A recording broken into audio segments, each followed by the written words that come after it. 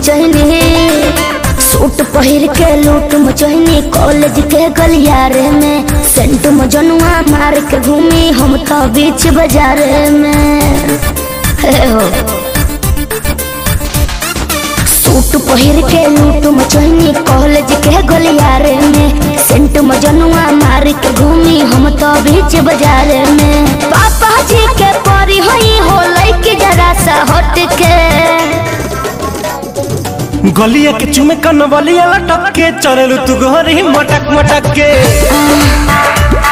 अरे गलिया के चुमे कन बलिया लटक के चललू तू घरी मटक मटक के। अच्छा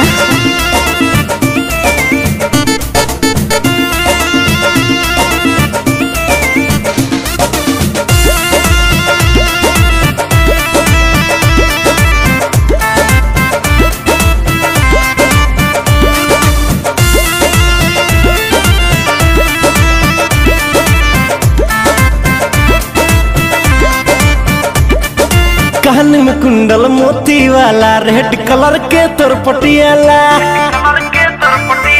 कान में कुंडल मोती वाला रेड कलर के तोर पटियाला। पूर्वांचल के नखरा बाटे मिथिलांचल के ज्यादा बुझाला। अच्छा आहो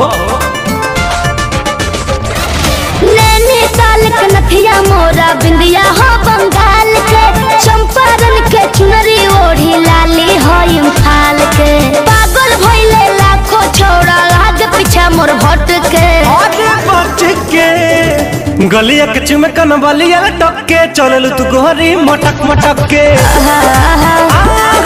गलिया के चुमे कन बलिया लटक के चललू तू गोरी मटक मटक के।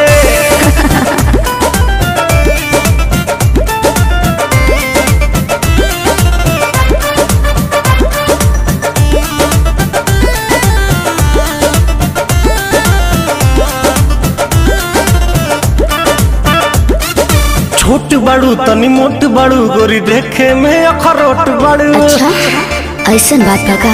अरे छोट बड़ू तनी मोट बड़ू गोरी देखे में अखरोट बड़ू। फेस फ्रेश बे मैडम लागत तू बड़ा हॉट बड़ू।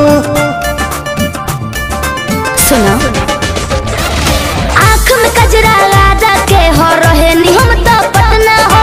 लोग कहेला 56 छुरी रोज कराई घटना हो।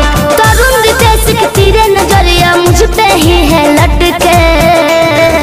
आए है गलिया के चुमे कन बलिया लटक के चललू तू गोरी मटक मटक के। गलिया के चुमे कन बलिया लटक के चललू तू गोरी मटक मटक के।